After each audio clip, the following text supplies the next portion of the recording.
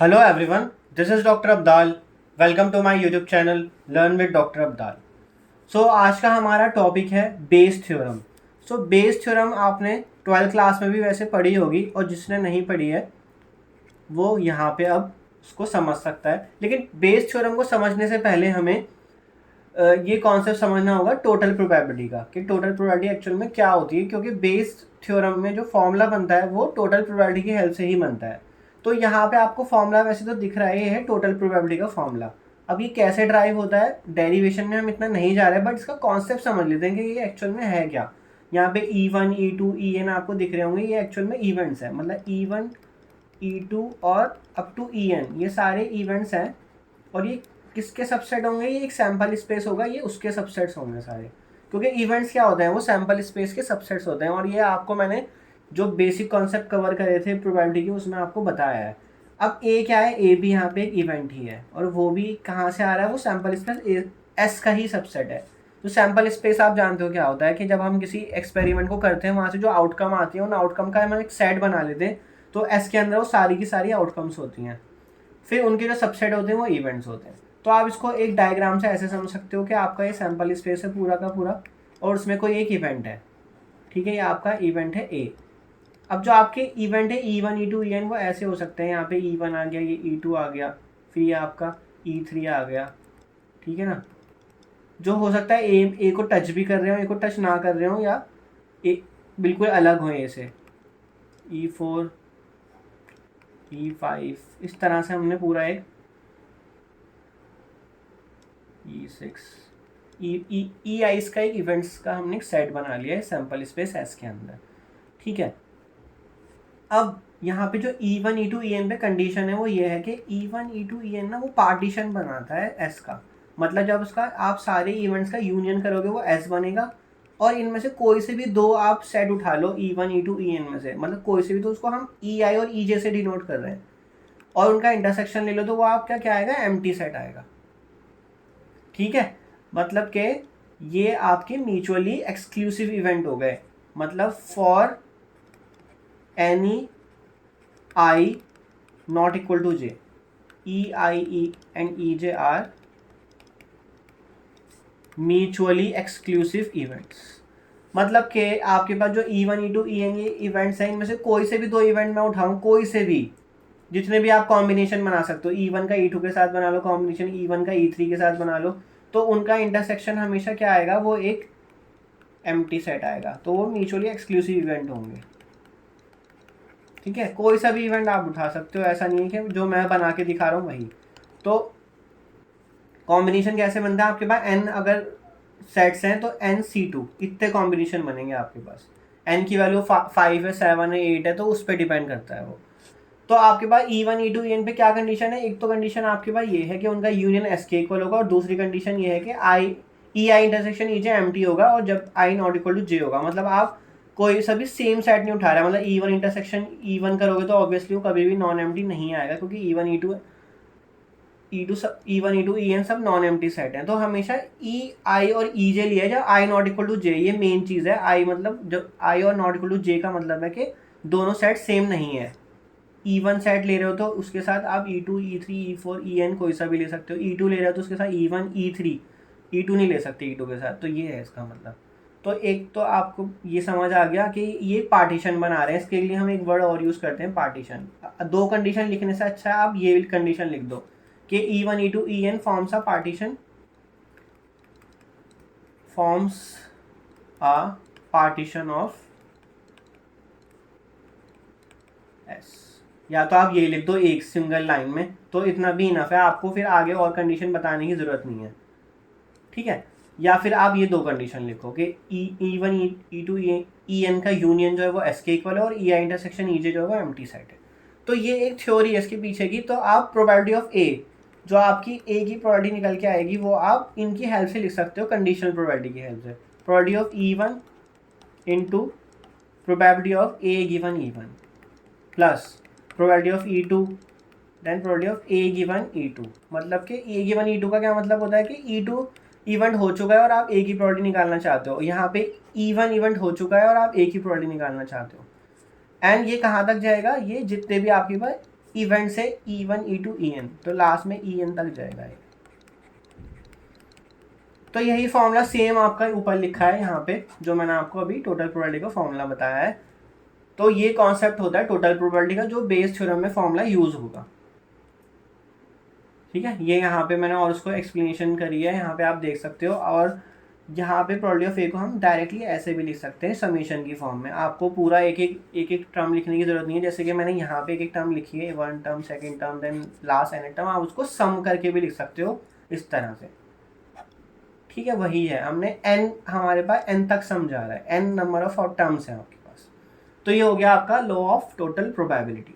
अब हमारे पास next concept है बेस थ्योरम का। सो बेस थ्योरम के लिए आपके पास क्या है, E1 E2 En non empty events है which constitute a partition of the sample spaces. तो मैंने जैसे पिछले बताया था कि पार्टीशन क्या होता है, अगर आप E1 E2 En का यूनियन करोगे तो वो S के इक्वल आएगा, और जब उनमें से कोई से भी दो सेट्स का इंटरसेक्शन करोगे तो वो एम्प्टी सेट आएगा, I not equal to J, बस। तो ये पार्टीशन बनता है, ये दो कंडीशन हो गई तो पार्टीशन बन गया। तो यहाँ पे E1 EI intersection EJ empty, इसका मतलब वो म्यूचुअली एक्सक्लूसिव इवेंट है। तो बेस थ्योरम का फॉर्मूला क्या बनता है, अब आपको अगर प्रोबेबिलिटी ऑफ, फॉर एग्जांपल मैं E1 ले लेता हूँ, E1 गिवन A निकालनी है, तो उसका फॉर्मूला बनेगा। इसको याद करने का तरीका क्या है, पहले आपको E1 लिखना है, ठीक है, प्रोबेबिलिटी ऑफ E1, फिर मल्टीप्लाई बाई, इन दोनों को आपने इंटरचेंज कर देना है, probability of A given E1 and divided by. अब जो आपने यहाँ पे लिखा है ना ये दो टर्म्स, इन इसी पैटर्न पे आपको सारी n टर्म्स लिख लेनी है।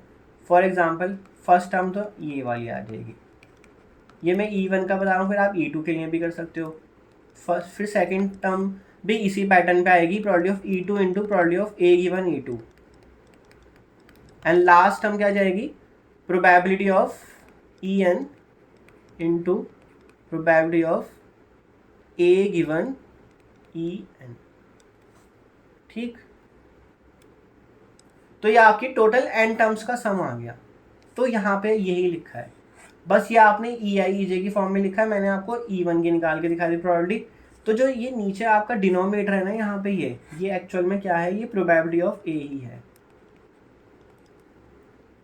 ठीक है, अब आप देखो एक चीज़, प्रोबेबिलिटी ऑफ, जैसे फॉर्म में लिखा है प्रोबेबिलिटी EI गिवन A, ये क्या लिखा है, probability of EI into probability of A given EI divide by probability of A लिखा है, और प्रोबेबिलिटी ऑफ A का मतलब है टोटल प्रोबेबिलिटी ऑफ A, जो कि डिनोमिनेटर में ऊपर लिखा भी है।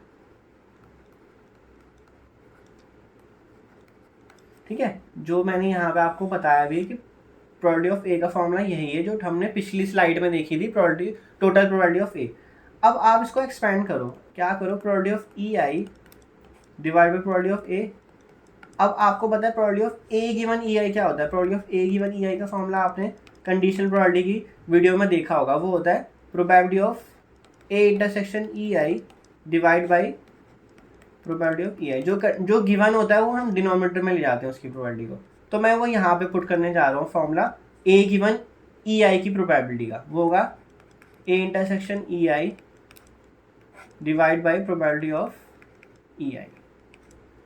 ठीक, अब आपको क्या करना है, इसको मल्टीप्लाई कर देना है, और जो भी चीज़ें आप कैंसिल कर सकते हो ये कैंसिल करो, तो बनेगा क्या, probability of A intersection EI divide by probability of A।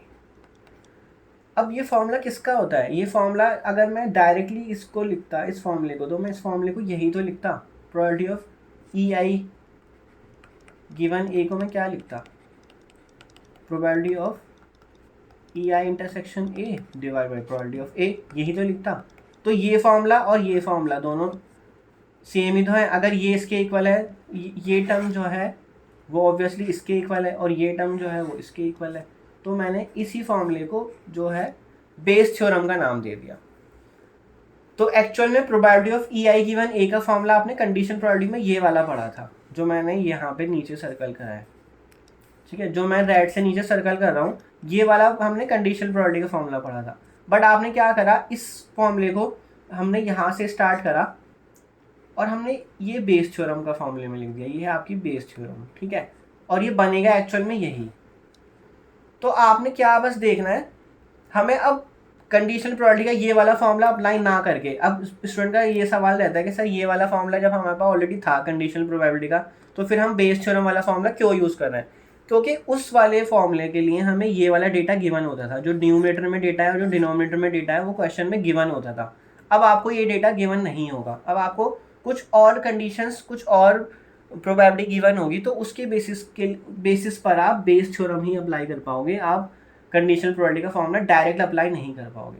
तो हम कौन सा फॉर्मूला यूज़ करेंगे? हम ये वाला फॉर्मूला यूज़ करेंगे, ठीक है। अगर आपको फॉर्मूला अभी नहीं समझ आ रहा है तो हम इसको अप्लाई करना जब क्वेश्चन पे सीखेंगे तो आपको और क्लियर हो जाएगा कि इतने सारे इवेंट्स दे रखे हैं, ये सम हो रहा है, टोटल प्रोबेबिलिटी क्या हो रही है, तो वहाँ पे आपको इजीली क्लियर हो जाएगा। बस आप अभी फ़िलहाल इस फॉर्मूले को थोड़ा याद रखो कि कैसे होता है। अगर मैं probability of E2 given A निकालना चाहता हूँ तो उसका फॉर्मूला बनेगा, सबसे पहले तो E2 पहले दे रखा है तो E2 को लिखो, ठीक है। यहाँ पे फर्स्ट E2 था, मैंने E2 को कवर कर लिया। अब इसको इंटरचेंज कर दो, तो probability of A given E2 divide by, अब जो रह गया वो है A, तो प्रोबेबिलिटी ऑफ A। तो ये आपका बेस थ्योरम,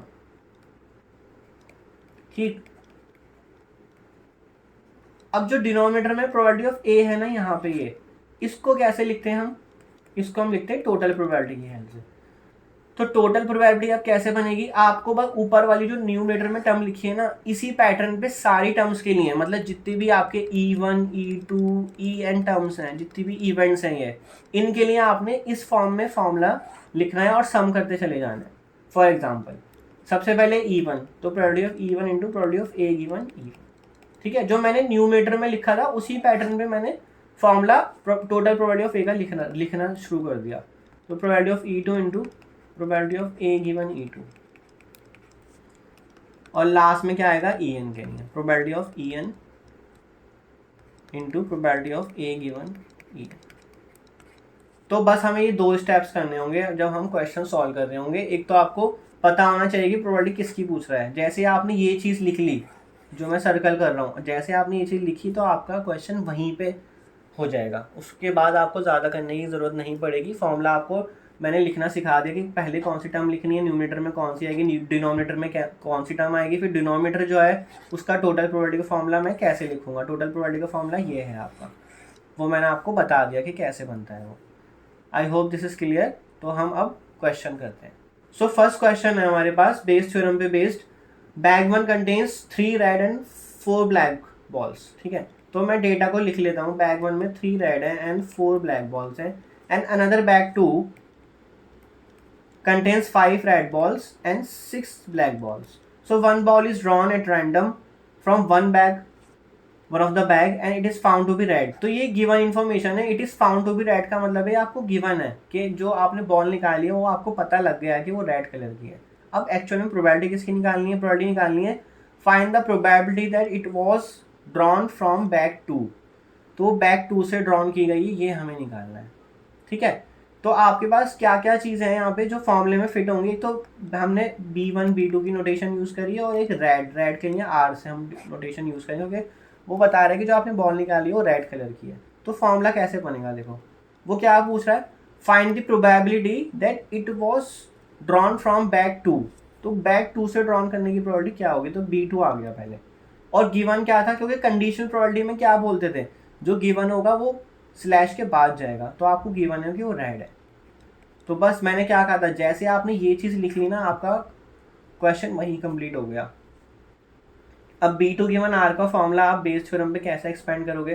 तो मैंने आपको बताया था, क्योंकि यहाँ B2 फर्स्ट गिवन है तो आपने लिखा है probability of B2। Next interchange करोगे आप, R गिवन B2 करोगे, divide by probability of R करोगे। अब R के ऊपर आप फॉर्मूला क्या लगाओगे? टोटल प्रोबेबिलिटी का। तो टोटल प्रोबेबिलिटी ऑफ R कैसे निकलेगी?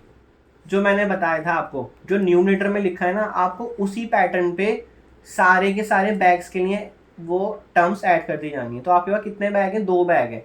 तो जो न्यूमरेटर में लिखा है आपको उसी पैटर्न पे सारे बैग्स के लिए फॉर्मूला बिल्ड करना है। तो B1 and R given B1, then second bag के लिए करो probability of B2 into probability of R given B2। तो मैंने क्या बताया, जो न्यूमरेटर में टर्म लिखी है ना, मैंने उसी को देख के अपना फॉर्मूला सारे टर्म्स के लिए लिख लिया। अगर 3 बैग्स होते तो मैं 3 बैग के लिए यहाँ पे एक और ऐड कर देता, probability of B3 into probability of R given B3। तो ये उसी पैटर्न पे लिखा है, देखो ये न्यूमेटर के पैटर्न पे ही लिखा है मैंने टोटल प्रोबेबिलिटी का फॉर्मूला। तो ये हमें रिक्वायर्ड नहीं है, अभी इसको रिमूव कर देते हैं। अब हमें निकालना है ये सब। प्रोबेबिलिटी ऑफ B1 क्या होगा? B1 का मतलब है आपके पास 2 बैग हैं, तो 2 बैग में से एक बैग सेलेक्ट करने की प्रोबेबिलिटी क्या होगी? 1/2 1/2। तो दोनों की प्रोबेबिलिटी 1/2 1/2 होगी, तो 1/2। अब probability of R given B1, तो आपके पास बैग 1 में कितनी रेड बॉल्स हैं? 3, तो फेवरेबल हो गया आपके पास 3। और टोटल बॉल्स कितनी है आपके पास? 7 बॉल्स हैं, तो टोटल 7 है आपके पास, यहाँ पे टोटल 11 है, तो डिवाइड बाई 7 आएगा। देन B2, 2 बैग हैं, 2 बैग में से एक बैग सेलेक्ट करने की probability 1/2। Then multiply R given B2, मतलब रेड बॉल निकालने की प्रोबेबिलिटी क्या होगी बैग 2 से? तो बैग 2 में रेड कितनी है? 5, और टोटल कितनी है? 11। तो ये आपका फॉर्मूला बन गया टोटल प्रोबेबिलिटी का। अब नेक्स्ट, हमारे पास सब कुछ रेडी है, इसमें आपके पास न्यूमेटर नहीं है, तो न्यूमेटर की टर्म क्या लिखी है? न्यूमेटर की टर्म लिखी है probability of B2 into probability of R given B2। वो कहाँ लिखा है? वो ये लिखा है, probability of B2 into probability R given B2, जो कि है ये। तो न्यूमेटर में क्या टर्म जाएगी? 1/2 इंटू 5/11। ठीक है, तो अब हम नेक्स्ट लिखते हैं probability of B2 given R, ये लिखते हैं, मेन हमें यही फॉर्मूला करना है। तो न्यूमेटर में क्या है? प्रोबेबिलिटी ऑफ B2 और probability of R given B2, जो कि ये है, और वो हमने यहाँ लिख लिया है, तो मैं इसलिए दोबारा नहीं लिख के दिखा रहा आपको। 1/2 इंटू 5/11, और डिनोमिनेटर में क्या आएगा? ये आएगा 3/14 एंड 5/22। तो इसमें बस आपको अब LCM लेना है और फिर डिवाइड कर लेना है। आई थिंक इतना करने की रिक्वायरमेंट मुझे नहीं है, तो ये सम हो गया आएगा आपका पूरा 35/68। तो आपका एक क्वेश्चन है एक्चुअल में सिर्फ और सिर्फ 2 लाइन का ही है। फर्स्ट ये फॉर्मूले की लाइन है, और सेकंड जो है ये वाली लाइन है, बस ये दोनों लिखनी है आपने। और मैंने आपको एक चीज़ क्या बताई थी, जैसे आपने ये लिख ली नहीं टर्म कि आपको प्रोबेबिलिटी निकालनी किसकी है, तो आपका क्वेश्चन जो है ना 80% क्वेश्चन आपका वहीं पे ख़त्म हो गया। फिर आपको बस फॉर्मूला लिखना है और उसमें डेटा को पुट करना है। तो आपका बेस थ्योरम के अकॉर्डिंग प्रोबेबिलिटी आ गई कि आपसे क्या पूछा गया था, find the probability that it was drawn from bag 2। तो और वो आपको गिवन था कि वो रेड बॉल है, तो बैग 2 से रेड बॉल आने की प्रोबेबिलिटी क्या होगी? 35/68। सो आई होप आपको ये क्वेश्चन समझ आया होगा। तो थोड़े क्वेश्चन और करते हैं इसी पैटर्न पे, ताकि आपको और समझ आ जाए बेस थ्योरम कैसे अप्लाई करनी है। सो नेक्स्ट क्वेश्चन है, given 3 identical boxes, first second and third, each containing 2 coins. तो in box 1 both coins are gold coins, in box 2 both are silver coins, and in box 3 there is 1 gold and 1 silver coin. A person chooses a box at random and takes out a coin, okay, and it is, if the coin is of gold, मतलब coin जो है वो gold आ गया, ये आपको given है। So what is the probability that the other coin in the box is also of gold? ठीक है, अब इसमें हम देखते हैं कैसे प्रोबेबिलिटी बन सकती है। आपको जो गिवन है वो तो पता लगेगा, और हम इंफॉर्मेशन लिख लेते हैं। तो आपके पास बॉक्स 1 में क्या है? Both coins are gold coins, तो 2 गोल्ड कॉइन्स है आपके पास। बैग 2 में कितने हैं? Both are silver coins, and bag 3 में 1 gold and 1 silver coin. So आपको प्रोबेबिलिटी निकालनी है, what is the probability that the other coin in the box is also of gold. और गिवन है कि वो एक कॉइन आप जो निकाल रहे हो वो भी गोल्ड है, और जो आप अदर कॉइन उस बॉक्स में होगा वो भी गोल्ड होगा। तो ऐसा कौन सा बॉक्स है जिसमें दोनों कॉइन गोल्ड है? तो वो है बैग 1, बॉक्स 1। तो मतलब कि बैग 1 से गोल्ड कॉइन निकालने की प्रोबेबिलिटी क्या होगी? ये बनेगा आपका फॉर्मूला। ठीक है, बैग 1 मैंने पहले क्यों लिखा, कैसे पता लगा कि बैग 1 की प्रोबेबिलिटी निकालनी? क्योंकि उसने बोल दिया what is the probability that the other coin in the box is also of gold. तो ऐसा कौन सा बॉक्स है भाई जिसमें दोनों के दोनों गोल्ड है? वो बॉक्स 1 ही तो है, इसलिए मैंने बॉक्स 1 की प्रोबेबिलिटी निकालनी है। और उसने बता दिया कि गिवन है कि फर्स्ट आप जो कॉइन मतलब जो कॉइन आपने निकाला है वो गोल्ड है, तो इसलिए गिवन मैंने जी लिख दिया, जी फॉर गोल्ड। इस तरह से फॉर्मूला आपका बन जाएगा। अब बेस थ्योरम क्या कहती है? फॉर्मूला लिखो, फर्स्ट जो है वो B1, फिर इंटरचेंज कर दो, जी गिवन B1, और डिवाइड में क्या करोगे? जो आपने प्रोबेबिलिटी ऑफ जी निकालनी है, वो कैसे लिखोगे? प्रोबेबिलिटी ऑफ जी मैं लिख देता हूँ, चलो।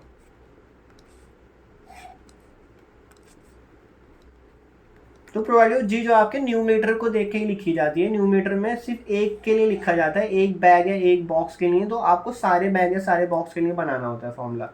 टोटल प्रोबेबिलिटी ऑफ गोल्ड का जो आप बनाओगे, तो वो बैग 1 के लिए लिखोगे सबसे पहले। तो जी की 1 V1, तो ये मैंने न्यूमरेटर को देख के ही लिखा है। आप न्यूमरेटर को देख लो एक बार, न्यूमरेटर के पैटर्न पे लिखा है मैंने।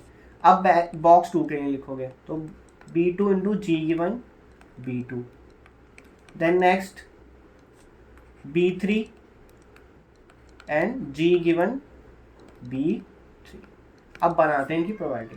तो आपके पास अगर 3 बॉक्स हैं, तो 3 में से अगर आप एक बॉक्स चूज करना चाहते हो, तो हर एक बॉक्स को चूज करने की प्रोबेबिलिटी क्या होगी? 1/3 होगी ना, तो 1/3। 4 होती तो 1/4 होती। अब बताना है गोल्ड फ्रॉम बैग बॉक्स 1, तो गोल्ड की प्रोबेबिलिटी क्या होगी अगर मैं बैग 1 से निकाल रहा हूँ? अब दोनों के दोनों जो है वो गोल्ड ही हैं, तो एक गोल्ड निकालने की प्रोबेबिलिटी क्या बनेगी? 1। क्यों बनेगी 1? मतलब 101%, 100% गोल्ड ही तो आएगा उसमें से। गोल्ड गिवन B1 का मतलब है कि मैं गोल्ड निकालने की प्रोबेबिलिटी निकालना चाहता हूँ बॉक्स 1 से। तो जब बॉक्स 1 में दोनों के दोनों गोल्ड हैं, तो ऑब्वियसली आप 100% गोल्ड ही तो निकालोगे उसमें से, गोल्ड का कॉइन ही तो निकालोगे। ऐसा तो नहीं है कि उसमें कोई और सा भी कॉइन, अगर कोई और सा कॉइन होता तो गोल्ड निकालने की प्रोबेबिलिटी कम हो जाती। लेकिन जब आपको पता है कि बैग बॉक्स 1 में दोनों के दोनों गोल्ड कॉइन है, तो उसमें से एक कोई सा भी कॉइन निकालोगे, तो आपको 100% पता है कि हाँ उसमें प्रोबेबिलिटी मेरी 1 रहेगी, मैं गोल्ड कॉइन ही निकालूंगा। तो इसलिए मैं 1 लिख रहा हूँ यहाँ पे। 1 का मतलब होता है 100%, कि हाँ प्रोबेबिलिटी मेरी 100% है, मुझे पता है कि मैं क्या निकालने वाला हूँ। अब नेक्स्ट बैग बॉक्स 2, मैं बैग बोल रहा हूँ, आप बैग भी मान सकते हो उसको। तो उसकी बैग को चूज करने की probability 1/3 into probability of G given B2, मतलब गोल्ड कॉइन निकाल लो आप बॉक्स 2 से। तो बॉक्स 2 में देखो आप दोनों के दोनों सिल्वर कॉइन है, तो क्या उसमें से कभी गोल्ड निकल सकता है? नहीं निकल सकता, तो उसकी प्रोबेबिलिटी 0 रहेगी। तो ये बड़ा इंटरेस्टिंग क्वेश्चन बन गया। एक जगह प्रोबेबिलिटी 1 आ रही है, एक जगह 0 आ रही है सीधा, क्योंकि जिसमें सारे गोल्ड है उसमें से गोल्ड ही निकलेगा, और जिसमें सिल्वर है उसमें से तो कभी गोल्ड निकलेगा ही नहीं। अब जिसमें गोल्ड और सिल्वर दो हैं, तो वहां पे एक प्रॉब्लम आएगी, जहाँ पे जैसे हेड एंड टेल है। अगर हेड एंड टेल है तो हमें पता है हेड आने की प्रोबेबिलिटी 1/2, टेल आने की भी 1/2। अगर दोनों जगह हेड हेड हुई होगा सिक्के पे, तो ऑब्वियसली प्रोबेबिलिटी 1 ही तो रहेगी हेड आने की। तो इसलिए बैग 3 को चूज करने की प्रोबेबिलिटी 1/3। और गोल्ड फ्रॉम बैग 3 क्या होगा? क्योंकि एक ही गोल्ड है तो फेवरेबल 1, और टोटल कितने कॉइन है यहाँ पे? टोटल है आपके पास 2 कॉइन्स, तो 1/2। I hope this is clear to you. तो ये टोटल कितना बना? 1/3 प्लस 1/6, तो ये बन जाएगा आपका 3/6 एंड 1/2।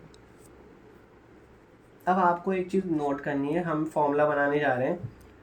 फॉर्मूला हम किसका लिखेंगे? जो हमें प्रोबेबिलिटी निकालनी है, that is probability of box 1 given gold. मतलब कि हमें बॉक्स 1 जो हमने चूज करा है उसकी प्रोबेबिलिटी क्या होगी, कि हमने बॉक्स 1 से ही गोल्ड कॉइन निकाला, उसकी प्रोबेबिलिटी क्या होगी।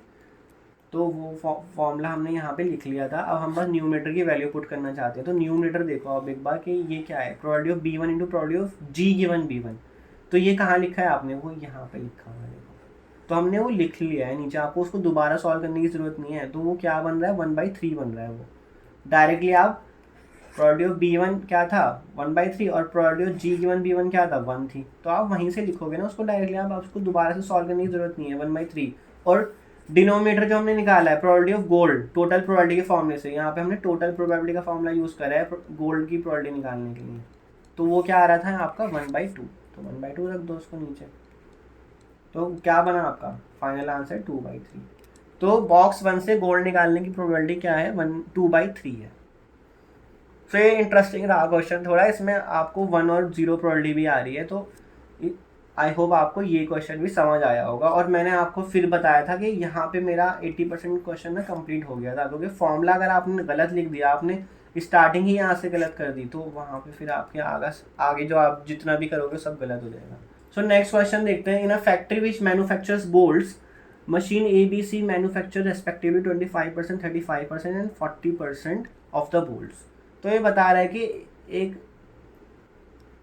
फैक्ट्री के अंदर मशीन्स लगी हुई हैं ABC, जो जितना मैन्युफैक्चर करती हैं प्रोडक्ट, उसमें से A मशीन 25 करती है, B 35 करती है टोटल आउटपुट का, और C जो है वो 40% प्रोडक्ट प्रोड्यूस करती है, बोल्ट्स प्रोड्यूस करती है टोटल आउटपुट का।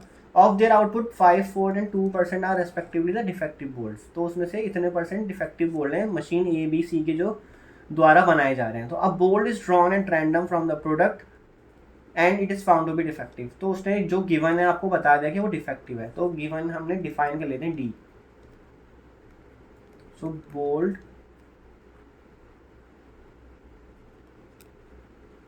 drawn at random is defective। मतलब डिफेक्टिव बोल्ट आने को इवेंट को हमने क्या डिफाइन कर दिया, डिफेक्टिव बोल्ट आने का इवेंट है, उसको हमने D से डिनोट कर दिया। तो what is the probability that it is manufactured by machine B। तो मशीन B के द्वारा वो बोल्ट डिफेक्टिव बोल्ट प्रोड्यूस किया गया है या मैन्युफैक्चर किया गया है, उसकी प्रोबेबिलिटी निकालनी है। तो आपको निकालनी किसकी, probability of B given D, ये निकालनी है आपको। अब इसमें बच्चों को कन्फ्यूजन क्या हो जाती है, इसमें ABC दे रखा है ना, तो वो फॉर्मूला हमेशा E1 E2 EN या B1 B2 BN इस तरह से याद रखा होता है उन्होंने। तो आप क्या है तो उसको उसमें भी कन्वर्ट कर सकते हो, या फिर आप डायरेक्टली ABC से भी कर सकते हो। जैसे कि मैंने क्या करा, मैंने M1 M2 ले लेता हूँ। चलो M1 is for machine A, ठीक है, मतलब फर्स्ट मशीन है, and M2 is for machine B, and M3 is for machine C। तो आपके पास डेटा प्रॉपरली कंस्ट्रक्ट हो जाएगा। तो मशीन A जो है, मतलब M1 मशीन जो है 25% डेटा प्रोड्यूस करती है, मतलब 25/100, एंड मशीन B कितना करती है 35/100, एंड मशीन C 40/100 करती है। ठीक है, अब हम फॉर्मूला बना लेते हैं आपका। B गिवन D मैंने बताया था कि मशीन B के द्वारा वो बोल्ट बनाया गया है जो डिफेक्टिव बोल्ट है, तो मशीन B की प्रोबेबिलिटी निकालनी है, मतलब M2 की, और गिवन क्या है वो डिफेक्टिव है। तो इसको कैसे आप लिखते हो, इसलिए मैंने जानबूझ के उसको M1 M2 M3 दिया था ताकि आप ABC लेके कंफ्यूज ना हो जाओ। तो M2 लिखोगे सबसे पहले, फिर रिवर्स कर दोगे D गिवन M2, और डिनोमिनेटर में किसकी जाएगी, डिफेक्टिव की, प्रोबेबिलिटी ऑफ D जाएगी। और अब प्रोबेबिलिटी ऑफ D का मतलब टोटल प्रोबेबिलिटी कैसे लिखते हैं हम, जो न्यूमरेटर में लिखा है उसी पैटर्न पे सारी मशीन्स के लिए आप कर दोगे। तो पहली मशीन क्या है आपकी, फर्स्ट मशीन है M1, तो आप न्यूमरेटर को देखो, न्यूमरेटर क्या लिखा है, प्रोबेबिलिटी ऑफ M2 लिखा है, हम फर्स्ट पहले M1 के लिए कर रहे हैं, तो D गिवन M1, फिर second term probability of M2, so probability of D given M2, then last machine M3 and D given M3। अब जब आपने ये फॉर्मूला लिख लिया, तो अब आपको इसमें क्या करना है, इसमें डेटा फीड करना है। अब डेटा फीड करने के लिए आप प्रोबेबिलिटी ऑफ M1, अब आपके पास 3 मशीन है, M1 M2 और M3, और उसमें से एक मशीन चूज़ करने की प्रोबेबिलिटी क्या होगी 1/3। बट आप यहाँ पे गलती कर जाओगे, इसकी प्रोबेबिलिटी, एक मशीन को चूज़ करने की प्रोबेबिलिटी नहीं लिखनी है, हमें लिखनी है कि product produce from machine M1। इसका मतलब जो हमने M1 डिफाइन करा है ना, वो है प्रोडक्ट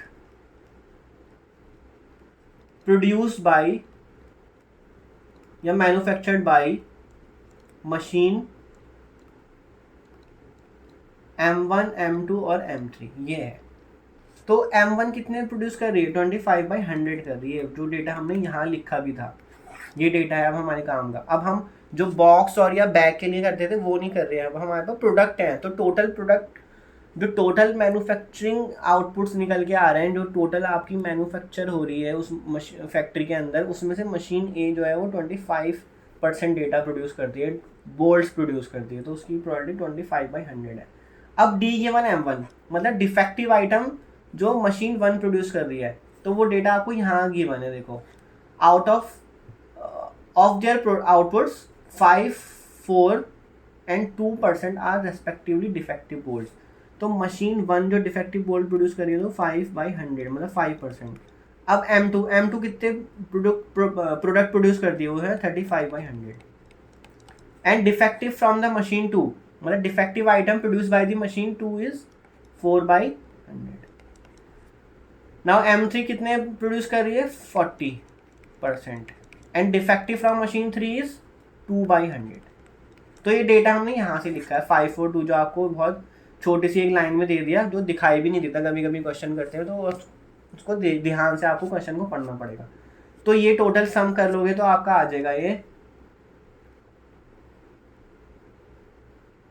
125 प्लस 140 प्लस 80 बाई 10,000, तो ये हो गया आपका 345 बाई 10,000। अब आपने बस मेन फॉर्मूले में रख देना है उसको। तो मेन फॉर्मूला आपका कहाँ है, वो है यहाँ पे, ये फॉर्मूला है आपका। तो probability of M2 given defective, मतलब मशीन 2 ने जो आइटम प्रोड्यूस करा है वो डिफेक्टिव है, उसकी प्रोबेबिलिटी निकालनी है। हमने जो एक बोल्ट चूज करा था वो हमें बता दिया गया था कि वो डिफेक्टिव है। अब हमें बताना था कि वो डिफेक्टिव है, बट हमें ये बताओ कि वो मशीन 2 से ही बनाया गया है, उसकी प्रोबेबिलिटी कितनी होगी। ठीक है ना, defective item produce from machine 2, उसकी प्रोबेबिलिटी बतानी थी हमें। तो हम आपका डिनोमिनेटर और न्यूमरेटर देखते हैं क्या है, वो है probability of M2 into probability of D given M2। वो कहाँ लिखा है आपने, यहाँ पे, और उसकी वैल्यू क्या है, वो है ये। तो वो मैं डायरेक्टली यहाँ से लिख रहा हूँ 35 इंटू 4, तो वो बन गया आपका 140 बाई 10,000, 100 इंटू 100। एंड डिनोमिनेटर में क्या आएगा वो हमने यहाँ निकाल लिया 345 बाई 10,000। तो ये 10,000 कैंसिल, 140 बाई 345, इसको आप 5 से कैंसिल कर लोगे तो 28 बाई 69। तो ये आपकी प्रोबेबिलिटी आ गई। सो आई होप ये क्वेश्चन आपको समझ आया होगा। तो आपको मैंने 3 पैटर्न पे क्वेश्चन करा दिए। अगर आप सीधे सीधे बॉक्स से कुछ निकाल रहे हो बॉल्स, या फिर अगर एक बॉक्स में अलग अलग कॉइन पड़े हुए हैं तो उसमें कैसे निकालोगे प्रोबेबिलिटी, और अब मशीन वाला भी करा दिया जिसमें कुछ मशीन डेटा प्रोड्यूस कर रही हैं और उसमें से कुछ आइटम डिफेक्टिव हैं, तो फिर आपको कंडीशनल प्रोबेबिलिटी की और बेस थ्योरम की हेल्प से ये प्रोबेबिलिटी निकालना भी सिखा दिया। अब एक लास्ट क्वेश्चन और देख लेते हैं नेक्स्ट, थोड़ा अलग पैटर्न पे, तो आपको पूरा बेस थ्योरम क्लियर हो जाएगा। सो नेक्स्ट हमारे पास क्वेश्चन है, a doctor is to visit a patient, so from the past experience it is known that the probabilities that he will come by train, bus, scooter और by other means of transport are respectively 3/10, 1/5, 1/10 and 2/5। ठीक है, so the probabilities that he will late are 1/4, 1/3 and 1/2 if he comes by train, bus, scooter respectively। if he comes by the other means of the transport then he will not be late।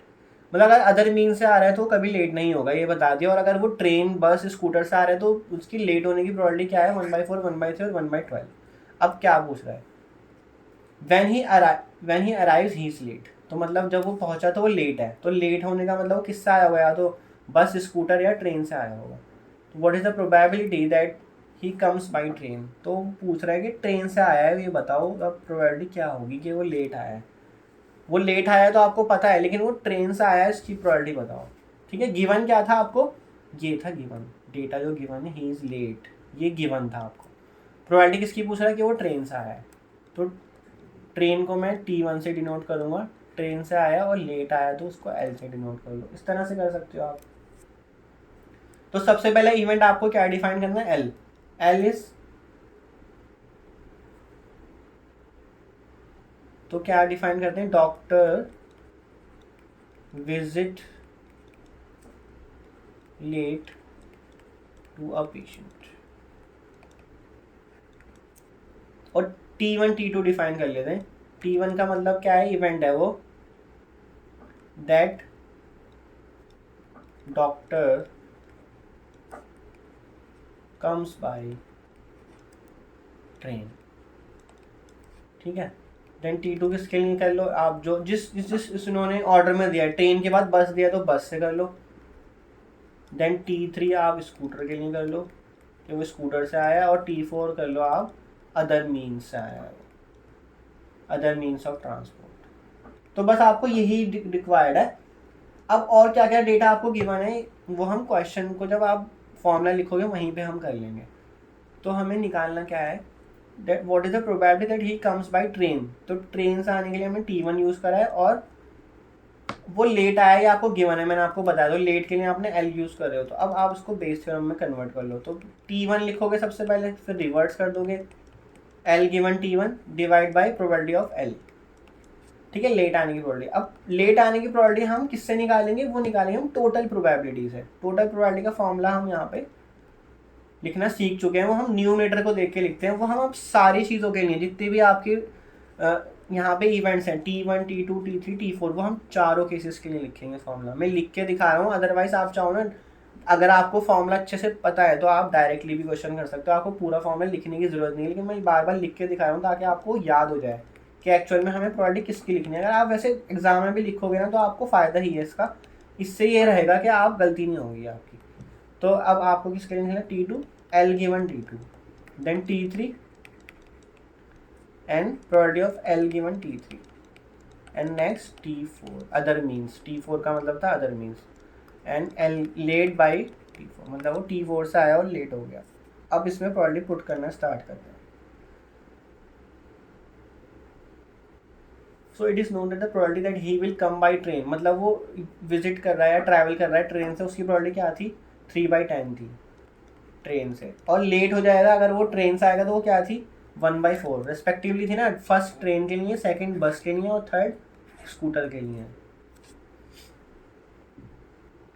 तो other means क्या हो सकता है ऐसा कि वो बस से भी लेट हो रहा है, स्कूटर से भी लेट हो रहा है, ट्रेन से भी लेट हो रहा है, इसके अलावा होता है क्या, इसका मतलब वो एरोप्लेन से आया होगा, फिर तो फ्लाइट लेकर ही आया होगा, तभी वो टाइम से आ रहा है, क्योंकि वो बोल रहा है if he comes by other means of transport then he will not be late। तो ऑब्वियसली इससे ज़्यादा फास्ट क्या हो सकता है, इससे ज़्यादा फास्ट तो भाई फिर फ्लाइट ही हो सकती है। अब वो हम लिख लेते हैं फॉर्मूला कि L given T1 मतलब वो लेट हो गया अगर वो ट्रेन 1 से आ रहा है तो उसकी प्रोबेबिलिटी क्या थी, 1/4 थी, यहाँ पे जो हम डेटा देख रहे हैं 1/4। देन प्रोबेबिलिटी ऑफ T2 मतलब वो बस से आएगा, बस से आने की प्रोबेबिलिटी यहाँ दे रखी है, तो हम अब बस कॉरेस्पॉन्डिंग ही उठा रहे हैं 1/5। और लेट, उसके लेट आने की प्रोबेबिलिटी क्या है कि वो बस से आएगा तो 1/3, late from T2 late bye बस तो 1/3। नेक्स्ट कि वो स्कूटर से आएगा 1/10 और late bye scooter is 1/12। T4 कि वो अदर मीन से आ रहा है तो उसकी प्रोबेबिलिटी 2/5, और अगर लेट आएगा फ्रॉम अदर मीन्स वो प्रोबेबिलिटी क्या है, 0, मतलब कभी लेट ही नहीं होगा, तो यहाँ 0 आ गया, इसका कोई डेटा की रिक्वायरमेंट ही नहीं थी हमें। ठीक है, अब इसको आप सम कर लेना, इसका सम हो क्या आएगा आपका 3/40 प्लस 1/15 1/20। तो एलसीएम लेना, एलसीएम लेके आपका आ जाएगा ये 9 + 8 + 1, तो ये हो गया 18/120। ठीक है, अब आपको बस फॉर्मूले में पुट कर देना है। फॉर्मूला कहाँ है आपका, ये, तो इसको हम निकाल लेते हैं कि हमें पता है कि वो लेट आएगा, अब आपको बताना है कि वो ट्रेन से आया है तो उसकी प्रोबेबिलिटी क्या होगी। तो सबसे पहले न्यूमरेटर आपको दिखाई दे रहा होगा, कहाँ है, वो है ये P लेट गिवन, मतलब probability of late by T1 given है, तो वो कितनी है 3/10 इंटू 1/4 दैट इज 3/40। तो न्यूमरेटर बन गया आपका 3/40 डायरेक्टली, उसको निकालने की जरूरत नहीं होती। अब मैं आपको बार बार इसी स्टेप्स को रिपीट कर रहा हूँ, मैंने बिल्कुल सेम पैटर्न पे स्टेप्स को रिपीट करा है, क्योंकि जब हम एक ही चीज़ को बार बार एक ही पैटर्न पे करते जाते हैं ना तो हमें वो चीज़ें याद हो जाती हैं कि हाँ भाई ये ऐसे करना है आपको। तो अगर आप एग्जाम में भी ऐसे करोगे तो ईजिली हो जाएगा। सबसे पहले आप थोड़ा सा इवेंट डिफाइन कर लो, इवेंट डिफाइन नहीं होगा लेकिन अगर आपको फॉर्मूला अप्लाई करना रहता है तो आप सीधा फॉर्मूले से अप्लाई कर दो। ठीक है, और अगर आप ये लिखोगे ना तो आपका फ़ायदा ही है, इसमें आपकी मिस्टेक नहीं होगी। कभी आप चीज़ों को इधर उधर कर दोगे ना तो बहुत मिस्टेक्स हो जाएंगे इसमें। अब हमने डिनोमिनेटर निकाला हुआ है, प्रोबेबिलिटी ऑफ L वो है 18/120, सो 3/40 इंटू 120/18। ठीक है, उसको कैंसिल कर लो आप, तो कैंसिल हो क्या आएगा ये 1/2। तो ये आपका आंसर आ गया प्रोबेबिलिटी। जो आपसे पूछा गया था कि वो हमें बता दिया गया था कि वो लेट आ गया जहाँ पे उसको पेशेंट के पास पहुँचना था, तो हमें बताओ कि वो ट्रेन से ही आया है, उसकी प्रोबेबिलिटी क्या होगी। तो ट्रेन से आने की प्रोबेबिलिटी 1/2 है। सो आई होप आपको बेस थ्योरम और टोटल प्रोबेबिलिटी का कॉन्सेप्ट समझ आया होगा कि हमारे पास जब भी हम बेस थ्योरम अप्लाई कर रहे हैं तो हमें ये देखना है कि किसकी प्रोबेबिलिटी पूछी गई है। जैसे कि इस क्वेश्चन में व्हाट इज द प्रोबेबिलिटी पूछा जा रहा है, what is the probability that he comes by train. तो जो भी प्रोबेबिलिटी पूछी मैंने हमेशा उसको पहले लिखा है, यहाँ पे देखो वो ट्रेन से आया, T1 से डिनोट कर रहे हैं ट्रेन को, और जो गिवन होता है फिर वो स्लैश करके लिखा। जैसे ही मैंने ये चीज़ लिख ली तो हमारा ये फॉर्मूला यहाँ पे कंस्ट्रक्ट हो जाएगा। तो आपको ईजिली चीज़ें फिर डेवलप हो जाएंगी फॉर्मूला अगर आपने लिख लिया। सो फिर मिलेंगे नेक्स्ट वीडियो में, तब तक आप बेस थ्योरम पे और क्वेश्चन अप्लाई करो। आपको इंटरनेट पे ChatGPT पे बहुत क्वेश्चन इजीली मिल जाएंगे, आप उनको प्रॉम्प्ट दो कि इस पैटर्न पे मुझे क्वेश्चन चाहिए, वो आपको देगा, उसको सॉल्व करो। कब तक आप हमेशा बस क्वेश्चन सॉल्व करवाते रहोगे, कभी कभी उससे क्वेश्चंस भी लो और क्वेश्चन खुद सॉल्व करो, तो वो अलग ही चीज़ होगी, क्योंकि आप इजीली क्वेश्चन दे देते हो, वो सॉल्व करके दे देता है, आप देख लेते हो और हो जाता है, आपको कुछ सीखने को नहीं मिलता। अब आप उससे अपना सीखने का तरीका चेंज करो, आप उससे क्वेश्चन मांगो और उसको सॉल्व करो, तो आपको और ज़्यादा अंडरस्टैंडिंग डेवलप होगी। तो मिलते हैं फिर नेक्स्ट वीडियो में। Thank you so much.